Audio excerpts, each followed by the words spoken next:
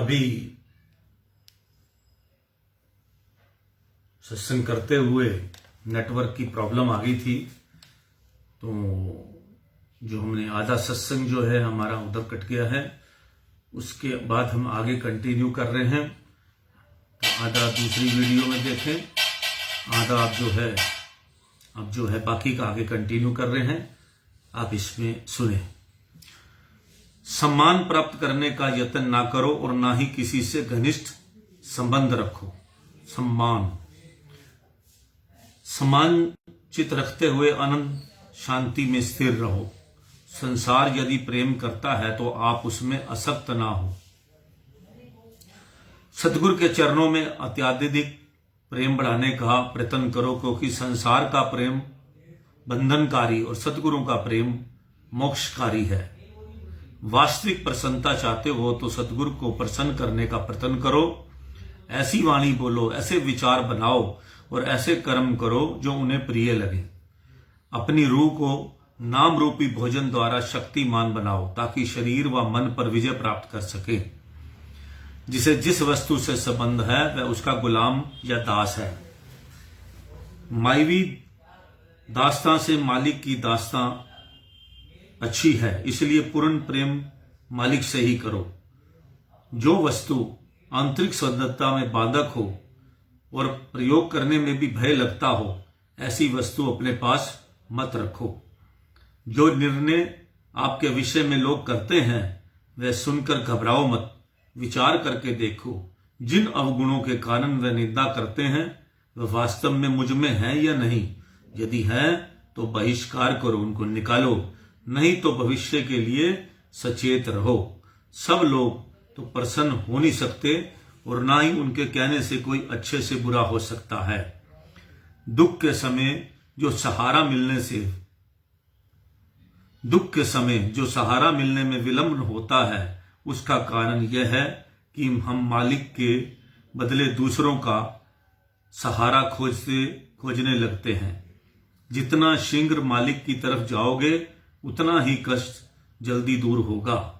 मालिक को जहां भी हृदय से स्मरण करो वहीं प्रकट हो जाते हैं और सेवक की मनोकामनाएं पूर्ण करते हैं।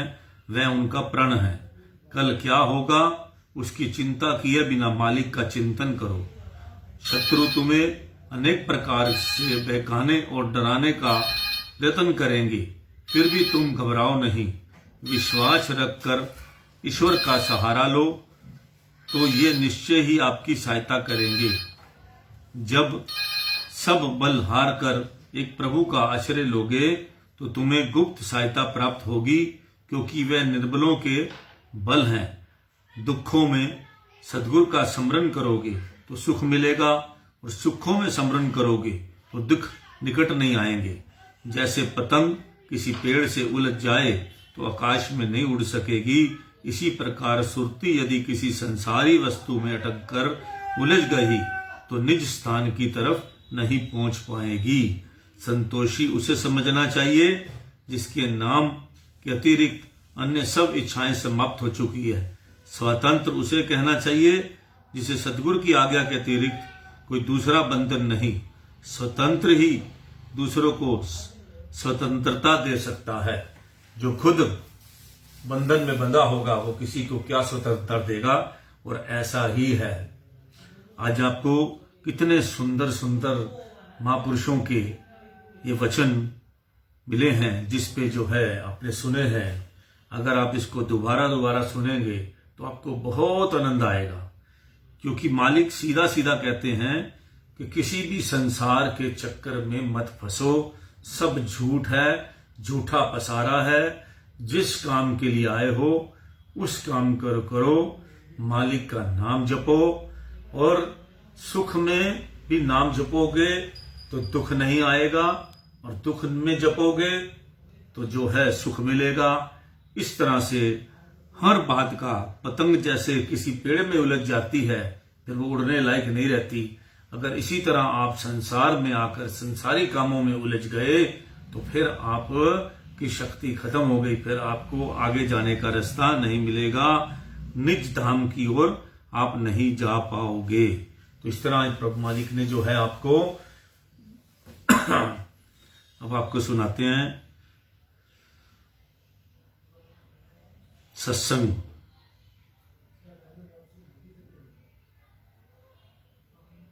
प्राकृतिक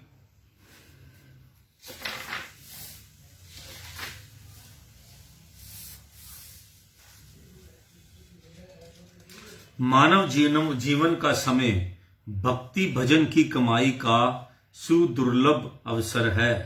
यदि यह सुअवसर हाथ से निकल गया तो प्रभु प्राप्ति का महत्वपूर्ण कार्य संपन्न न हो सकेगा। परमात्मा ने मनुष्य को श्वास रूपी अमूल्य पूंजी देकर संसार में इसे लाभ कमाने के लिए भेजा है। यह सच्चा लाभ है आत्मा को परमात्मा से मिलाना तथा 84 लाख योनियों की यंत्रणाओं से स्वयं को बचाना। यदि यह काम अब ना किया तो सिवाय पश्चाताप के कुछ भी हाथ पल्ले नहीं पड़ेगा। महापुरुष चिताते हैं, काफ कुछ ऐसा वक्त खरीद कर ले, फिर लगना नहीं बाजार मुड़ के, जे तू आंखें मैं भलके खरीद करसा, दोबारा खरीद करसा। पंजाबी की ये फकीर इमाम दीन साहिब ने लिखा है। काफ कुछ ऐसा वक्त खरीद कर ले, फिर लगना ना बाजार मुड़ के, जे तू आंखें में भलके खरीद करसा, ऐसा वक्त ना मिले हर वार मुड़ के, औखा होवेगा वक्त हिसाब दे तू, उदों आंखेगा भेज एक वार मुड़ के। ईमान दीन आगे जिस दी रकम मारी, कदों करेगा फिर एतबार मुड़ के। कितनी बड़ी बात कही ऐसी ही जो है एक फकीर ने कि वक्त लगा हुआ है, बाजार लगा हुआ है, अभी कुछ खरीद ले, फिर ऐसा बाजार नहीं लगेगा, ये मनुष्य जन्म दोबारा नहीं मिलेगा, अभी इसका फायदा उठा ले, फिर वहां जाके आगे जब खाली हाथ जाएगा फिर तेनू उत्थे बड़ी दिक्कत आएगी और फिर तेनू वापस आंदा समय नहीं मिलेगा। अर्थात वर्तमान समय से लाभ उठाना ही बुद्धिमत्ता का चिन्ह है। यदि इस समय से लाभ उठा लिया तो मालिक के दरबार में मुख उज्जवल होगा और संसार में आना भी सार्थक हो जाएगा। जिन्होंने भी भक्ति पथ के उच्चतम सोपानों को पार किया है, उन्होंने अपने चित्त का संबंध अपने इष्ट देव मालिक के चरणों से जोड़कर तथा अपने समस्त कर्मों को उनके चरणों में संपन्न करके ही अन्याय पद भक्ति प्राप्ति की उपलब्धि की है। यह कोई नई बात नहीं है। इतिहास में ऐसे गुरुमुखों प्रेमियों के चरित्र भरपूर हैं जिन्होंने प्रेम भक्ति अथवा परमार्थ की कमाई को ही जीवन का लक्ष्य जाना तथा इस उच्चतम आदर्श को दृष्टि में रखकर संसारी कार्य व्यवहार में दिल को नहीं फंसाया, अपने लक्ष्य की पूर्ति के लिए अपना जीवन समर्पित कर दिया। यही कारण है कि उसके नाम इतिहास के पृष्ठों में उज्जवल हैं और सृष्टि के अंत तक रहेंगे। भगवान श्री कृष्ण जी ने परम सखा अर्जुन को आदेश दिया, हे अर्जुन, सबसे चित्त का संबंध तथा आसक्ति त्याग कर एकमात्र मुझसे ही सुरति का संबंध जोड़ ले। यही ये सार तत्व है जिसे भक्ति परमार्थ का सिद्धांत का रहस्य कह सकते हैं। तो भगवान तो प्रभु परमात्मा एक बात में सब कुछ कहता है कि जो भी करना है तो मेरे साथ मिलके कर, मेरे ऊपर छोड़ के चल, कल की चिंता मत कर। भूत जो बीत गया, उसके बाद भविष्य की चिंता है, वर्तमान को देखो इस टाइम, उसकी चिंता मत करो। भगवान श्री कृष्ण ने अपना जो है गीता सार में सभी को समझाया है। उस गीता सार को आप रोज पढ़ना चाहिए, दिमाग में बिठाना चाहिए और लोगों की चिंता उससे दूर हो जाती है। जो भगवान कृष्ण जी का भी जो गीता सार है उसको आप पढ़ेंगे तो उसकी चिंता, उस पर अमल करो। क्यों व्यर्थ चिंता करते हो? कौन तुम्हें मार सकता है? आत्मा ना पैदा होती है न मरती है। इसी तरह जो लिया यहीं से लिया, जो दिया यहीं पर दिया। भूत का पश्चाताप मत करो, भविष्य की चिंता मत करो, वर्तमान चल रहा है। मुझे बचपन से मैं ये कैलेंडर था जो है उस पर ये सब लिखा होता था, मैं डेली पढ़ता था। एक हमारे कस्टम के कमिश्नर थे, तो बहुत पुरानी बात बता रहा हूँ, 92 के करीब की, अब तो रिटायर हो गए। एक दिन बड़े चिंतित बैठे थे किसी चक्करों में, तो उनके किसी के घर में बैठे थे, उनके वहां कैलेंडर लगा था, तो उसमें गीता सार लिखा था। तो उनका मन खुश हो गया उसको पढ़ के। तो आज मेरे मन में भी क्या गया है, तो गीता सार का एक जो है कैलेंडर छपवा कर सभी को दिया जाए और लोग उसको पढ़ें और उसके मन में धारण करें कि यही कुछ है, गीता सार यही है कि हमारी ये आत्मा है, ये ना मरती है, ये कभी नहीं मरती। बाकी ये वैज्ञानिक हैं, ये झूठ मूठ की फिजूल की बातें करते रहते हैं। अपने ग्रंथों पे विश्वास रखो। हमारे जो ग्रंथ हैं उसके अंदर दुनिया की हर चीज दे रखी है। सच क्या है सब दे रखा है, हम पढ़ते ही नहीं है। हमारी किताबें बिकनी जो धर्म की बंद हो गई हैं क्योंकि हम उधर ध्यान ही नहीं देते। अगर हम अपने जो सनातन धर्म की किताबें हैं, अपने गुरुओं की बानियां हैं, अगर हम पढ़ें ध्यानपूर्वक, अपने बच्चों को भी पढ़ाएं। आजकल के बच्चे जो हैं वो नास्तिक हैं। ऐसे नहीं, मैं सभी को नहीं कहता, बहुत बच्चे भगवान की तरफ भी हैं, भोले भाले बच्चे भी हैं, और कई बच्चे बड़े ही ऐसे संस्कार लेके आते हैं भगवान का नाम ही नहीं सोचते। उनको थोड़ा कठिन है समझना। तो इसलिए है परमात्मा ने जो भी जिसको जैसे बनाया है, लेकिन हम माँ बाप को ये ध्यान रखना चाहिए, बच्चे जब परेशान हो, दुखी हो, चिंतित हो, तो उस टाइम में चोट करनी चाहिए, उनको भगवान का रास्ता दिखाना चाहिए। बच्चे खुश होंगे, बहुत ऐश करा रहे हो आप उनको, उस टाइम वो भगवान का नाम बिल्कुल नहीं सोचेंगे भी नहीं।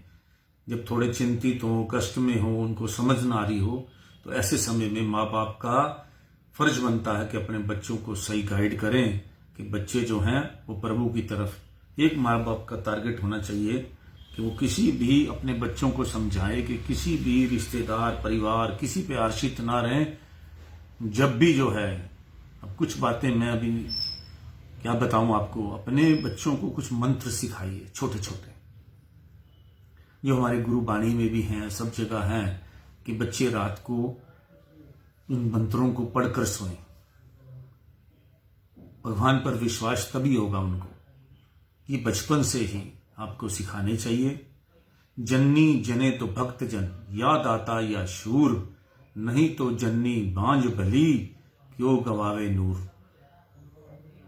क्या कहते हैं, जन्नी जने तो, अगर जो नारी है, आज नारी दिवस है, पूरे वर्ल्ड का जो है स्त्री दिवस है, तो आज मैं सभी को जो है, सभी अपनी माताओं को, बहनों को, बच्चों को, सभी को नारी दिवस पर शुभकामनाएं देता हूं। नारी शक्ति ऐसी शक्ति है जिसके बगैर इस दुनिया में कुछ भी नहीं हो सकता। और जो नारी का अपमान करते हैं, उनका निरादर करते हैं, वो कभी सुखी नहीं रहते। जिनके घर में लड़कियां, बच्चे जो भी हैं, अपने परिवार के बच्चे, लड़कियां, किसी की भी लड़की हो, तो नारी की इज्जत करनी चाहिए। ये दुनिया जो है उसी से चल रही है, सब कुछ चल रहा है, आपको पता ही इस बात का। तो इसलिए जो है इस नारी शक्ति को सम्मान सहित मैं नमन करता हूं। अपनी माताओं को, अपनी बहनों को, अपने बच्चों को, सभी को मैं प्रणाम करता हूं। मैं सभी को देवी मानता हूं। इसलिए जो है आज मैं सभी को नारी दिवस पर बहुत बहुत पूरे देश के लोगों को, विदेश के लोगों को भी सभी को बधाई देता हूं। जय सच्चिदानंद, राम राम, सत श्री अकाल।